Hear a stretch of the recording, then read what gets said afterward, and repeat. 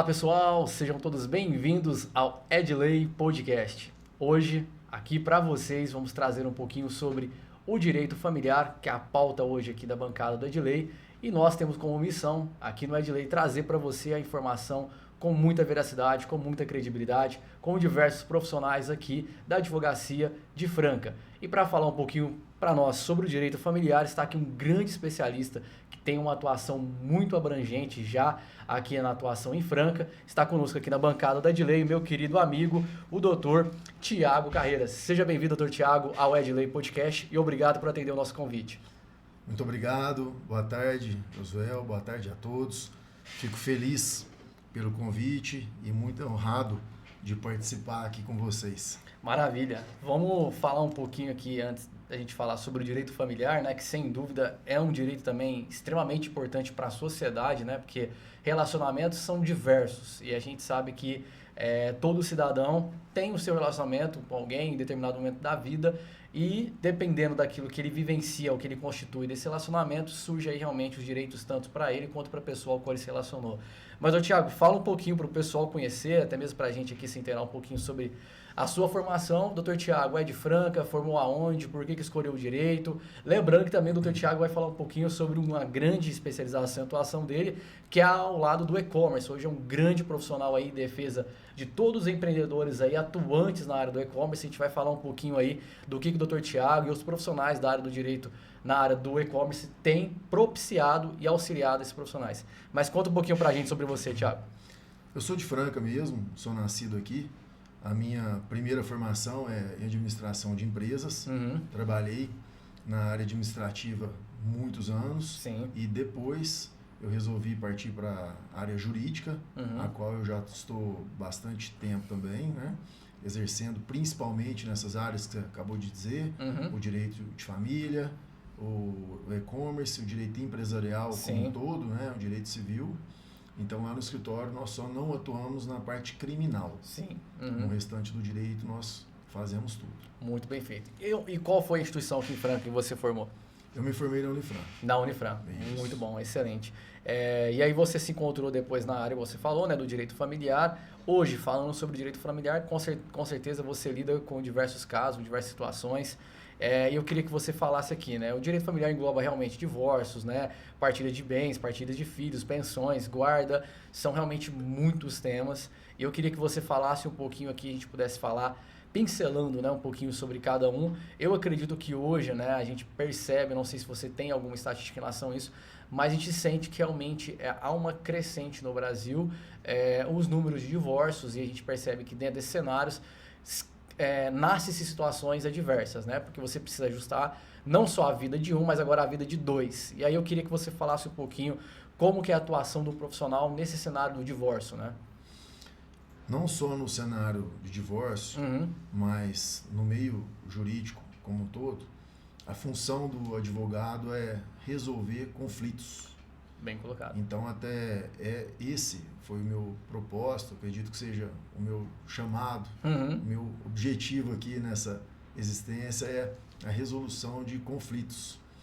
Então, no direito de família, nós temos a maioria dos conflitos entre casais e entre herdeiros. Sim. Então, o direito de família não engloba só divórcio, mas também inventário. Sim. Então, é natural que nessa fase de divórcio ou de inventário existam conflitos entre os herdeiros, entre os cônjuges, e é muito importante que eles sejam assessorados por um advogado especializado nessa área, porque envolve muito mais emoções e questões pessoais do que o direito propriamente dito. Sim. A lei ela não tem emoção e ela também não considera a particularidade de cada um. A lei é clara, simples e objetiva. Se o regime de bens é o da comunhão parcial, tem que partilhar 50% e pronto. Então não se entra no mérito de quem trabalhou, de quem ganhou, quem gastou, como é que é. Então a lei é muito objetiva. Por isso é importante as partes estarem bem assessoradas por bons advogados, porque nesses casos o acordo é muito melhor do que a sentença. Muito bem colocado. Você falou realmente já do inventário, a gente falou do cenário aí realmente onde existe, a gente não pega só a parte do casal, mas de todos que se fazem parte dessa relação, daquilo que foi constituído, e realmente o direito tem que criar ali realmente não só a imparcialidade, mas assegurar o direito sobre todos daquilo que foi acordado entre as partes, né? Eu queria que você falasse desse cenário aí, não só da herança, mas a gente falasse também aqui sobre os tipos de guardas que hoje a lei ela assegura. Quais são os tipos de guarda hoje? E depois a gente ia falar um pouquinho sobre pensão, mas queria falar quais são os tipos de guardas que hoje a lei permite hoje o casal, entre aspas, né, escolherem ou verem qual que são os melhores para os cenários deles. Um dos motivos pelo qual o acordo é melhor do que a sentença é a opção de os genitores poderem escolher a modalidade da guarda, da prole. Atualmente, as mais utilizadas são a universal, a unilateral e a compartilhada. Existe ainda o Instituto da Guarda Alternada, que é muito pouco usado, praticamente já está em desuso, que era aquela guarda onde se alternava a guarda da criança. Então, quando ela estava com o pai, a guarda era só do pai. Quando ela voltava para a mãe, a guarda era só da mãe. Então, era uma guarda unilateral alternada.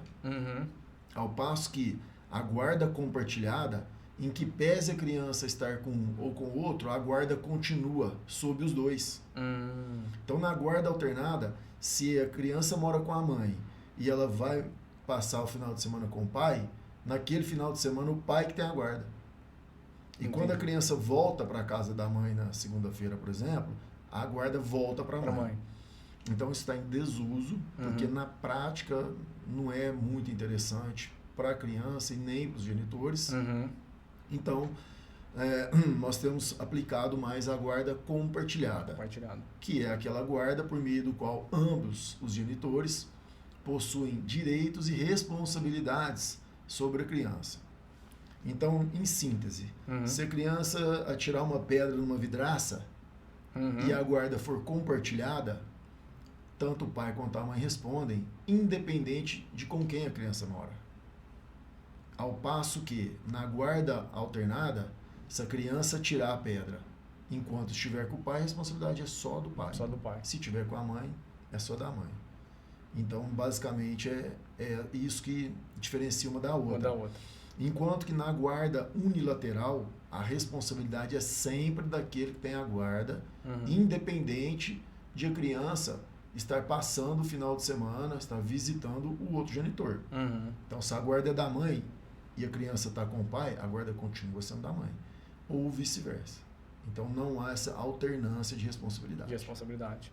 Há pelo menos um entendimento da maioria que a gente percebe em relação à guarda, que muitos falam que realmente a guarda compartilhada é uma das melhores entre as demais modalidades que você inclusive falou aqui, nos explanou, mas cria-se, parece, uma certa concepção que eu não acreditamos ser, realmente não compreendemos, de que na guarda compartilhada fica-se isento realmente, de fato, a pensão entre as partes. Isso é verdade, não é verdade? O que a lei nos orienta? O que a lei nos assegura? É uma confusão que acontece, eu percebo isso lá nos atendimentos, no escritório, que as pessoas têm bastante dúvidas em relação à guarda compartilhada. A guarda compartilhada, ela não tem a ver com o pagamento de pensão. Então, a pensão, ela será devida por aquele genitor que não tem o domicílio da criança. Então, vamos lá. Na guarda compartilhada, será estabelecido um domicílio de referência da criança. Então, ainda que o juiz determine que a guarda é compartilhada ou as partes entrem num acordo estabelecendo essa modalidade, elas precisam informar qual será o domicílio da criança, se é com o pai, se é com a mãe. Então, vamos supor que o domicílio seja com a mãe, que é o mais comum. Então, nesse caso, ainda que a guarda seja compartilhada, o pai pagará a pensão para a mãe, que é quem tem o domicílio de referência da criança. O que pode influenciar no valor da pensão? É o tempo que a criança fica com o pai, por exemplo.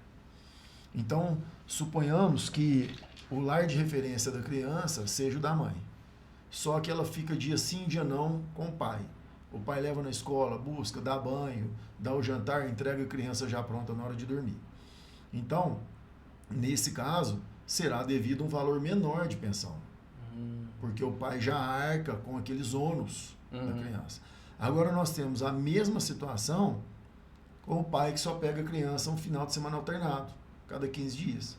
Então, nesse caso, pouco ele assume de ônus da criança, fica 99% com a mãe. Então, nesse caso, o valor da pensão será um pouco mais elevado em relação àquele pai que divide ali os compromissos da criança. Excelente. Olha, você vê como que é importante realmente a informação, né? Que boa parte das pessoas realmente não tem essa concepção realmente da clareza de como a guarda compartilhada ela configura, né, de fato, de forma mais evidente, a responsabilidade e não isenta a responsabilidade das partes naquilo que a criança precisa receber, né, dos seus genitores. E só para complementar, sim. Então, qual seria a vantagem da guarda compartilhada? Qual o outro lado dessa guarda? É que tanto o pai quanto a mãe eles terão responsabilidade sobre a criança e terão o direito de escolher, de tomar as decisões em relação à vida da criança. Então, por exemplo, onde a criança vai estudar? Os dois têm que tomar a decisão em conjunto. Sim. Essa criança passará por um procedimento médico, os dois tomarão aquela decisão. Então, por exemplo, a criança vai passar um final de semana com o pai. O pai, sei lá, corta o cabelo, corta as unhas. Ele pode fazer isso, porque ele também tem a guarda da criança.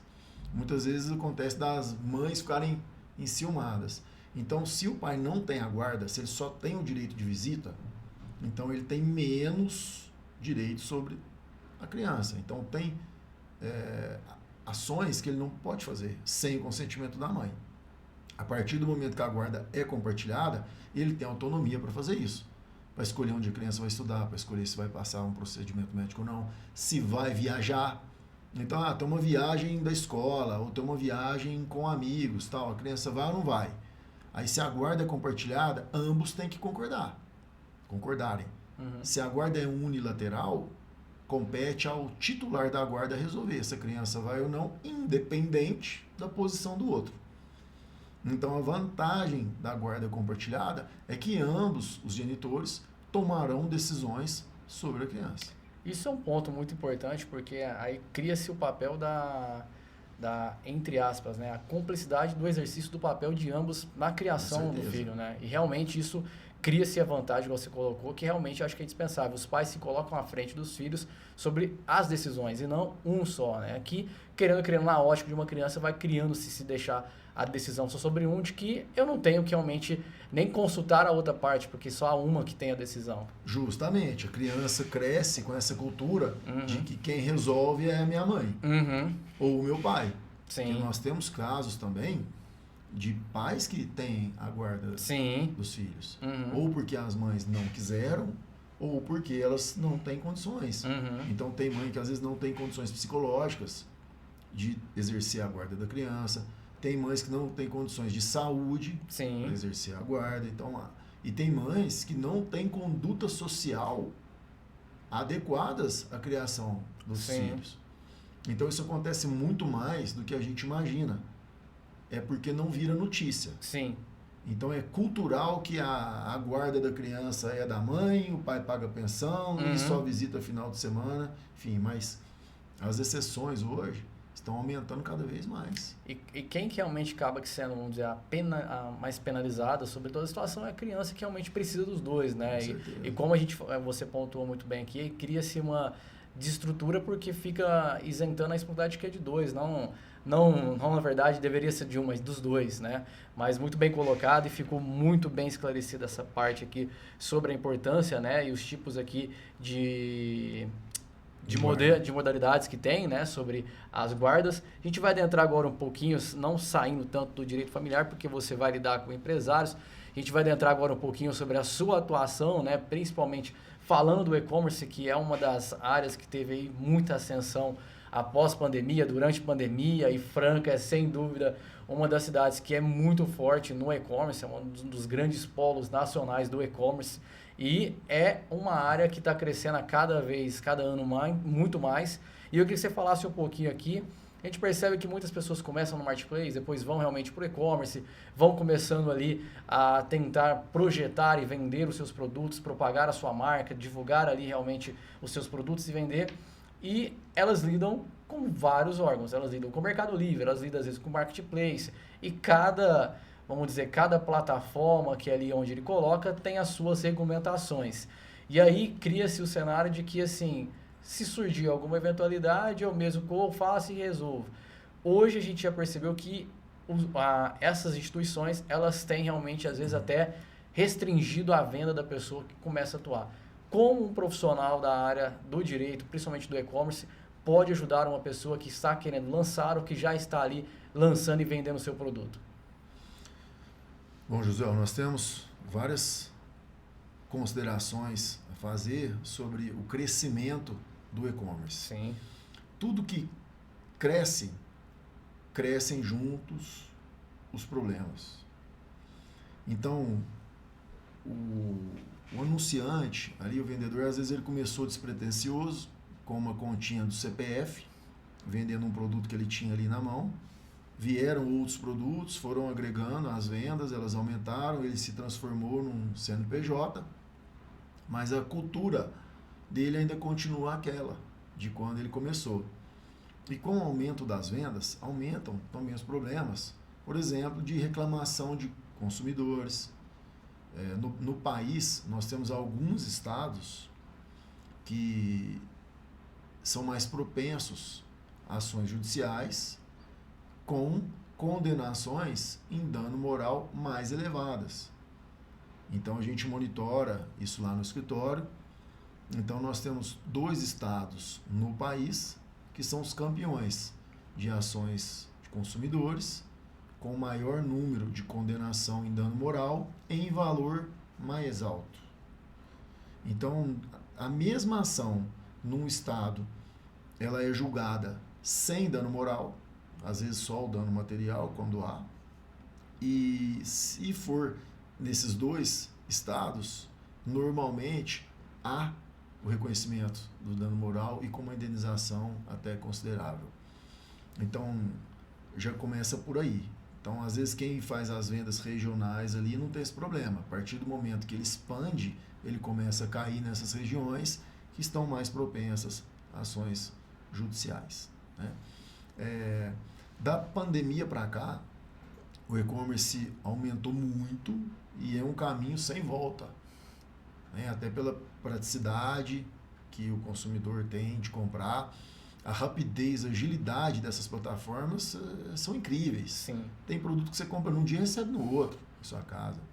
E uma outra vantagem de comprar pelo site é o prazo maior para o consumidor se arrepender. Então, por lei, o consumidor que não adquire o produto na loja, ele tem 7 dias para se arrepender. Então, vamos imaginar um grande magazine que a gente tem no país. Ele tem as lojas físicas e tem a loja virtual. Então, se o consumidor for na loja física e comprar um celular, a partir do momento que ele saiu da loja, ele não tem o direito de se arrepender, de devolver o produto ou de trocar o produto. Isso serve para celular, para TV, para liquidificador, para tudo, inclusive para roupas.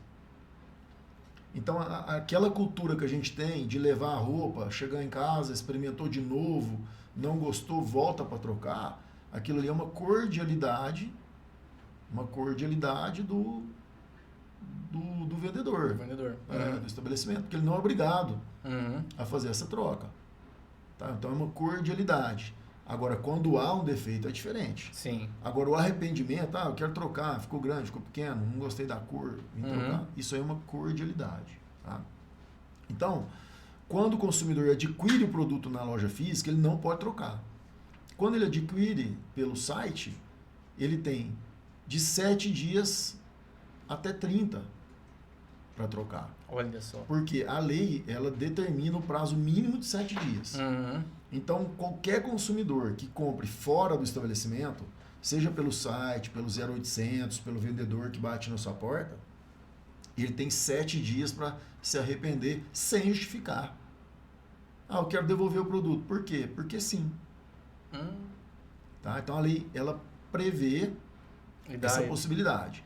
Aí, Mercado Livre, Shopee, que são as maiores plataformas, elas estenderam esse direito para 30 dias. Então, nesse caso, o consumidor tem a opção de se arrepender e devolver o produto no prazo de 30 dias. Se ele compra na loja, ele não pode se arrepender. Então, é mais uma vantagem de comprar pelo e-commerce, pela loja virtual. Agora, o fornecedor e o cara que vende o produto, ele tem que estar muito preparado, porque é um período que, querendo ou não querendo, ele tem que ter ali realmente, além do capital, ele tem que ter também toda a noção de que pode ocorrer essa devolução ou não devolução. Justamente, bem colocado. E é mais um ponto que dá muito problema, porque nem todo vendedor ele tem ciência disso. Então, dentro desse prazo, quando o comprador comunica que quer devolver o produto, o fornecedor ele fica questionando. Mas por quê? Aí o comprador dá um motivo qualquer. Porque achei grande. Aí o vendedor fala, não, mas as medidas estão lá no anúncio. Quando você comprou, você sabia o tamanho. Mas nesse prazo, o consumidor não tem que justificar. Então, muitas vezes, o vendedor ele não tem ciência disso, ele começa a questionar o comprador e aquilo ali gera um conflito e lá na frente gera uma ação judicial. Aí, quando esse vendedor chega lá no escritório para eu fazer a defesa dele, eu vejo que realmente ele estava mal orientado, mal informado, né? E ele teria que ter recebido esse produto de volta, independente da justificativa. Porque estava dentro do período de arrependimento. Uhum. Tá? Se a plataforma não dizer nada, o período é de 7 dias. Sim. Mas normalmente as plataformas elas estendem esse prazo e isso está escrito lá naquele contrato que todo mundo declara que leu e concordou. E não leu a linha às vezes. Lembrando também que esse prazo ele não se confunde com o prazo da garantia. Tá? Então, o prazo de arrependimento é uma coisa. O prazo de arrependimento é para o consumidor devolver o produto independente de qualquer coisa. Não gostei, quero devolver. Arrependi da compra, quero devolver. Desde que o produto não esteja usado. Tá? Também não se confunde com o prazo de teste. Isso não é um prazo para o consumidor usar o produto e ao final dos 30 dias não gostar e devolver. Em tese, o consumidor ele tem que também dar alguma justificativa nesse período de 30 dias ou não? Não. Simplesmente se ele falar não quero, não gostei, pronto. Só tem que estar em dia o produto. Tem que estar embalado conforme foi. Sim. Agora, se ele já abriu, se ele já usou, acabou. Tá? Então, não se confunde esses 30 dias, o prazo de arrependimento, com o prazo de teste. Não é prazo de teste. E nem com o prazo da garantia. O prazo da garantia é de 30 dias para produtos não duráveis. Aqueles que a gente, ao abri-lo, a gente já consome ele. Por exemplo, um Danone. A partir do momento que eu abri ele, eu já consumo. Diferente do pneu de carro, que é um bem durável, que tem a garantia de 90 dias. Tá? E com a garantia também acontece esse fenômeno. Igual as plataformas aumentam o prazo de arrependimento do consumidor, que a lei permite aumentar, ela não permite diminuir. Os vendedores também aumentam o prazo da garantia. Então, por exemplo, quando a gente compra um carro zero com 5 anos de garantia, na verdade, a garantia legal é de 90 dias. 90 dias o fabricante é obrigado a dar. Agora, se ele dá 5 anos, aí é uma garantia contratual. É uma garantia que ele está fornecendo. E detalhe, a garantia contratual, ela soma a legal. Então, vamos pensar num caso prático. Se um fornecedor, ele pretende conceder 12 meses de garantia do produto, então ele tem que conceder 9. Porque 3 já é de lei. Tem o nome do nosso podcast. É de lei. É de lei. Uhum. Tá? Então, quando no contrato de garantia consta lá 12 meses de garantia, Uhum. na verdade tem 15. Porque 3 já são garantidos. 3 já é garantia legal. Uhum. Então, as grandes empresas que são bem instruídas, bem assessoradas juridicamente, Já tem ciência. elas já colocam uma observação. A garantia é de 12 meses, já inclusa a garantia legal. Já deixa o próprio consumidor ciente disso. Ciente, Uhum. que aí são, na verdade, 99 meses mais 3. Mais 3. Tá? Então, é a maneira como é escrita a Uhum. garantia que vai determinar o prazo real. Se escrever que é 12 mais nada, então é 12 mais 3. Agora, se escrever que dentro dos 12 já está a garantia legal, Sim. aí tudo bem. Tá? Então, nós temos que nos atentar a isso. Por que isso é importante? Por causa do prazo decadencial. Sim.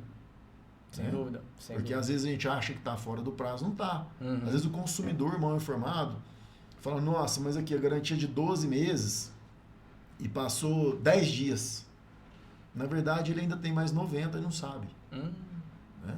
Então é importante, tanto o vendedor quanto o comprador, ter ciência disso para que possa exercer o direito da maneira correta. Sem dúvida. A gente percebe que, realmente, você falou, é um cenário novo, onde você falou, quanto mais crescente, mais problemas também, com certeza, surgem, né? E falando sobre problemas, intercorrências e tudo mais, né? A gente sabe que muitas pessoas começam a ter uma ascensão no e-commerce, começa a crescer e tudo mais, com a volatilidade de vendas que conseguem ali realizar, né, por meio das plataformas. E a gente sabe que acontece algumas coisas por desconhecer, igual você colocou aqui, as questões dos prazos, como entender toda a questão dos prazos relacionados ao direito do consumidor. E às vezes o que acontece? O próprio vendedor também não conhece os direitos que ele também tem que ter com a plataforma. A gente falou da questão do termo, provavelmente a maioria realmente não lê de fato os termos, então não conhece as regulamentações que existem ali.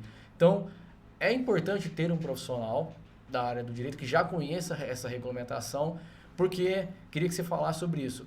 Quais são, inclusive, as penalidades, né? A gente falou até do dano moral e do material. Quais são as penalidades que hoje as plataformas podem gerar a um vendedor, ou um empresário que esteja atuando no e-commerce ou queira atuar no e-commerce, que possam, na verdade, deixar ele lesado, até mesmo penalizado de forma a não conseguir vender mais? Não só é importante ter assessoria jurídica, como o momento de procurá-la. Muito bem colocado. Muitas vezes, o vendedor, ele procura o advogado, ele procura assessoria depois que a conta já está bloqueada, que o anúncio já foi banido.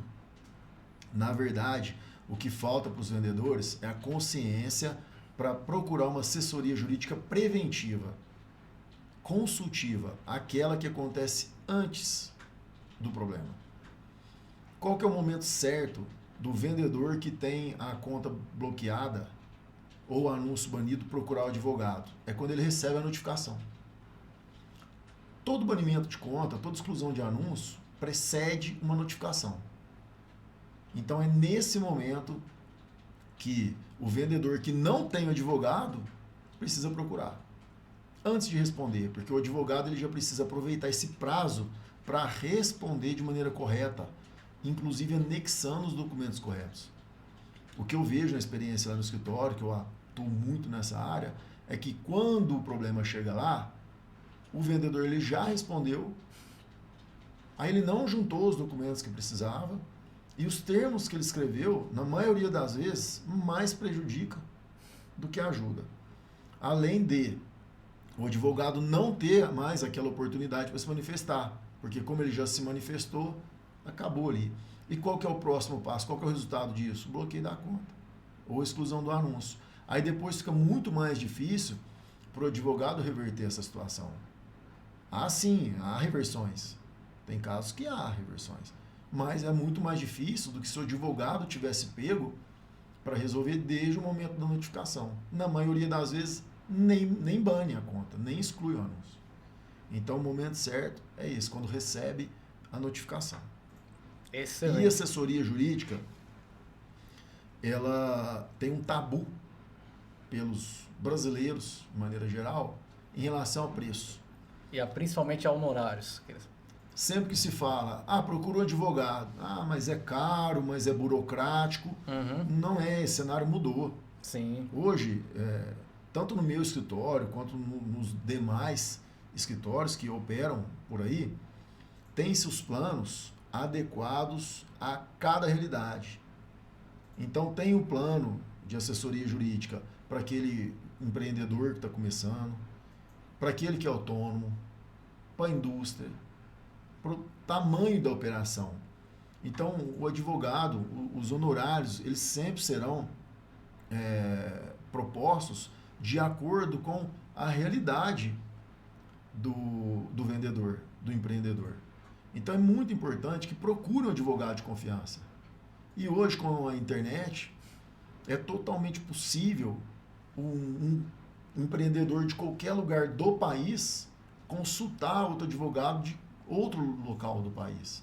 Hoje as consultas online, as consultas virtuais são muito eficientes. Sim. Inclusive as audiências estão sendo assim.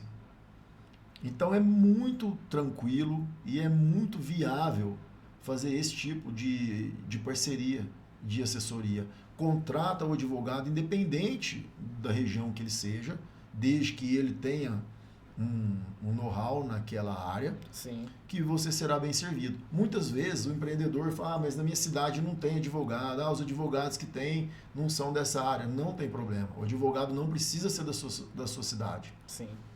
Tá? Então é muito importante que os empreendedores entendam isso para não perder dinheiro. Principalmente em relação a consumidor e a funcionários. Porque nós estamos esquecendo que conforme as operações aumentam, a necessidade de contratação também. E com isso os problemas também. Então, a sugestão é para todos, empreendedores, autônomos, empresários, de maneira geral, procura um advogado que você vai se surpreender com o valor dos honorários e com a entrega que ele poderá te oferecer com a prevenção de vários problemas que podem ser evitados. Sem sombra de dúvida. Esse é o Dr. Thiago Carreira aqui no Edley Podcast e a gente sempre orienta você de que nada melhor do que você estar orientado, ter a informação correta para você saber como atuar. Se você, como você bem colocou, Dr. Thiago, tiver a informação como o Dr. Thiago passou aqui e quais os caminhos que você pode percorrer para não realmente ter que voltar e retornar para fazer o que é certo, você consequentemente vai evitar muitos problemas. Como a gente falou aqui, as crescentes trazem os problemas, mas ter um profissional da área do direito do seu lado é alguém que evita e elimina os problemas de uma forma que você consiga caminhar melhor naquilo que você atua. E é um custo mais baixo. E é um custo mais baixo, bem colocado. A gente quer agradecer aqui, foi um bate-papo realmente muito fluido, a gente pontuou tanto o direito familiar, quanto a gente também pontuou aqui um pouquinho da área do e-commerce. Se você quiser, tiver mais alguma colocação que gostaria de fazer a respeito do e-commerce, a gente deu, vamos dizer assim, uma pincelada. Vamos deixar o convite aberto para você falar um pouquinho aqui sobre os tipos, os cenários do marketplace. A gente pode falar, inclusive, as peculiaridades que cada um tem no próximo momento, para que as pessoas que estão no e-commerce entendam como ter um pouquinho mais de tranquilidade, como se projetar ou como realmente se respaldar naquilo que ela está ali vendendo nos diversos, né? Nós falamos de alguns aqui, mas existem vários marketplaces hoje, né? Com certeza. Existem números. E aquilo que a gente propõe aqui é dar para você uma informação de uma forma que você tenha aí realmente todo o respaldo, toda a consciência de conseguir realmente poder atuar na sua área, naquilo que você está fazendo aí, com total tranquilidade, tendo o que a gente sempre aqui recomenda no Edley Podcast, que é um advogado, um profissional ao seu lado, auxiliando você, assessorando você, para que você possa aí trilhar o seu caminho. Dr. Thiago, quero agradecer você pela participação aqui. Quiser fazer uma colocação final, um conselho, fique à vontade aí. Bom, em relação ao e-commerce, são várias as dúvidas também, várias informações que a gente pode trocar aqui. Inclusive, nós podemos fazer isso mais aprofundado numa outra oportunidade. Com certeza. Né? Em relação ao direito de família, há também bastantes dúvidas e a principal delas é em relação ao pagamento da pensão e a visita. Então é muito comum o pai acreditar que por não estar pagando a pensão, ele não tem direito de visitar o filho. Uhum. E a mãe também. Sim. O pai não está pagando a pensão, então eu não vou permitir a visita. Uhum. O pagamento de pensão não é ingresso para ver filho. Então, o fato de o pai não estar pagando a pensão não o impede de exercer as visitas. Então, a mãe que tem a guarda e recebe a pensão não pode impedir o pai de visitar a criança se ele não estiver em dia com a pensão. As visitas são independentes do pagamento. Então, se o pai estiver inadimplente, a mãe deve procurar o advogado para que ele entre com uma ação de cobrança desses alimentos e não impedi-lo de visitar a criança. Até porque a convivência com o pai é um direito da criança. Muito bem colocado. Esse era um ponto que a gente precisava ter realmente falado, ainda bem que você trouxe para a gente, porque nada justifica a responsabilidade do dever daquilo que fazemos, né? Aquilo que a gente faz. Isso aqui é o seu direito, primeiro cumpra o dever daquilo que você tem, né? Então a pensão realmente é um dever daquela pessoa que ficou responsável pela pensão, e o direito do pai é o direito de ver realmente a criança, porque a criança precisa ter a convivência com ambas as partes. Doutor Tiago, agradeço você pela contribuição aqui hoje no Edley Podcast, sensacional todas as colocações que você fez aqui. Vamos deixar para você aqui também o contato do Dr. Tiago, como seu Instagram, a rede social dele aqui na descrição. Você que tiver alguma dúvida, quiser estar direcionando uma pergunta, pode mandar diretamente para ele via DM, também no Instagram do Portal Notícia Franca, onde a gente vai deixar cortes selecionados desse bate-papo aqui de hoje para você aí conferir. E agradecemos você que esteve aqui conosco presente. Obrigado, doutor Tiago. Cada vez mais sucesso na sua carreira, meu amigo. Eu que agradeço, desejo todo sucesso para o podcast Edley, sempre trazendo informações importantes aí para a população. É isso, nós ficamos por aqui, agradecemos você pela sua companhia. Até a próxima edição do Edley Podcast.